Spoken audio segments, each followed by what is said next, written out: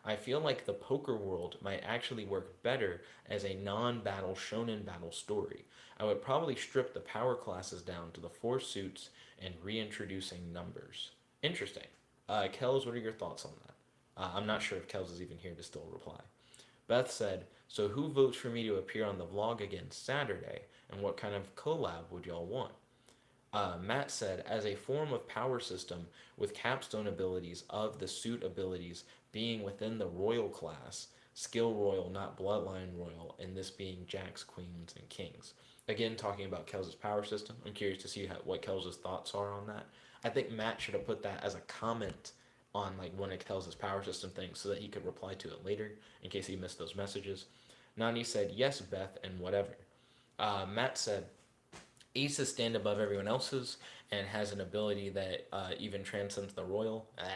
Not a fan of that. Nani said, but do a girlfriend does boyfriend's makeup? No, no, never.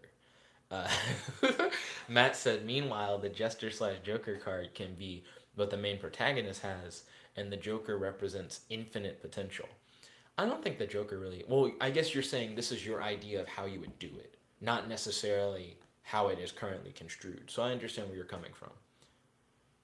Then Beth said, I would love to if Jet would approve of that. Mm-mm-mm. And then Beth said, I mean, I have body paint and glittery eyeshadow. Nope. Nani said, let's see if he approves. Matt said, where are we at? Matt said pathos, logos, and ethos are all important, and to just state that battles all need strong logos is unfair in order for them to be compelling. I think you need minimum that strong logos. Um, Ethos, I also think, is a big part. Pathos, I don't think matters as much. No. They all matter. I actually will say they all matter. So I agree. I actually 100% agree. Pathos is very important for character motivations. Logos is very important for determining who's going to win the fight. And ethos has to be with like the power balancing. Are these characters actually credible enough to be in a fight and actually be a challenge? So I do think ethos, logos, and pathos are all important. I'm not going to disagree with that. I don't think you should have an absence of any of those elements. Characters need to be motivated. There needs to be logic behind how the fight works. And the fight needs to feel like a credible challenge. You do need to feel like the hero actually has a chance of losing, which means the hero has to have certain powers and the villain has to have certain powers to accommodate for that. So I think they're all important. The Midoriya example I gave earlier about My Hero Academia, I feel like was missing that logos. And I feel like that was a big problem I had with it. Matt said, I feel Midoriya's 1,000,000% isn't strictly bad since he was in a form of life and death scenario, which naturally increases one's abilities, even in the real world. Plus, he really wanted to save that kid. No, oh my gosh. I don't like the, and then the adrenaline rush saved the day. No, please miss me with that. So does the power of friendship. Matt said, Jet, we are so far behind. Read everything. Beth said, I second Matt. He needs a system of some sort to get through people's comments faster. I mean, I just have a lot to react to. You guys are asking these good questions, bringing up these good topics. Nani said, he just talks a lot. And then Matt said, Jet, stop having detailed opinions. Then Beth said, the. Then Matt said, Jet, read everything. Don't you dare leave. Then Nani said, you mother F. Then Beth said, first respond to my Facebook message. And then that's it. That's the last thing that was after 9 p.m. 9 p.m. Yo, thank you all for watching. If you guys like this video, make sure to smash that like button, favorite, comment, subscribe, and ding ding ding. Ring that notification bell to be notified whenever we do these live streams. It's your host, your friend, your boy, Jet Black the one only. Logging out. Peace.